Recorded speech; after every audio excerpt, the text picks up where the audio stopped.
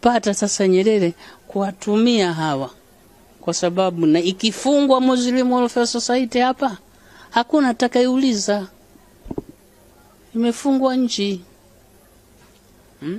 Lakini wakati ule wapo pamoja Kenya, walikuwa na hofu kwamba wakifunga itauliza, Kenya itauliza, Uganda itauliza. Lakini ilipojitenga basi ndio kutafutwa na wajumbe sasa walotembea wakapata hiyo mikoa 8.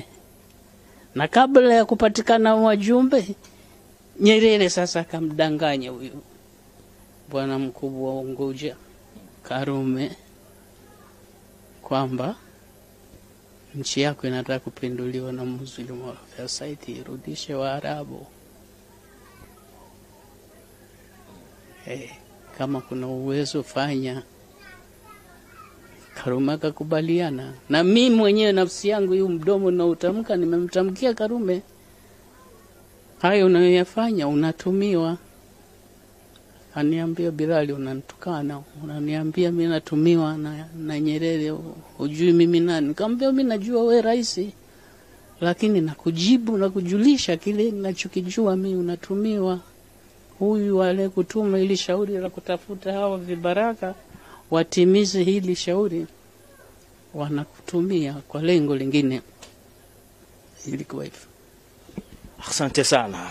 Hiyo ni historia ya kuvunjwa kwa East African Muslim Welfare Society. Sasa basi, labda ungetueleza zile sababu zilizopelekea wewe mpaka ukawekwa kizuizini.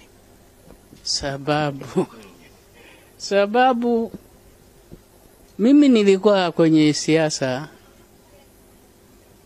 Kwanza nilikuwa na ng'ara bwana ndugu yangu. Kwa mapema nilikuwa na ng'ara hata kabla ya siasa. Kabla ya mimi nilikuwa na afadhali natembelea motokari. Nyerere hana baskeli, wafadhali wangu nilikuwa nao huo. Kwa hiyo nilikuwa siwa kuingiliwa rahisi. Unaweza kutukumbusha motoka yako hiyo ilikuwa aina gani bwana Enzizo? Austin Cambridge. Gari yangu ilikuwa Austin Cambridge, na nimenunua kwa mzungu wa Mpanda, ikiwa imetumia maili 9,000 tu kutoka upya wake. Ni gari nilikuwa natoka nayo hapa na kwenda kwenye mikutano Dar es Salaam, na kwenda nayo na rudi nayo. Unaona bwana. Na Nyerere akija hapa ni gari 3 alikuwa anazitumia. Gari hizo ya kwangu, ya Juma Shabani Ambari, ya Mohamed Kunji. Marehemu hao wengine mawili marehemu sasa. Hii ndio hali tulikuwa nayo. Haya, sababu sasa ya wewe kuwekwa kizuizini. Nilikuwa mimi kwenye ukubwa wa Waislamu nipo. Kwenye ukubwa wa nani, kwenye chama nipo.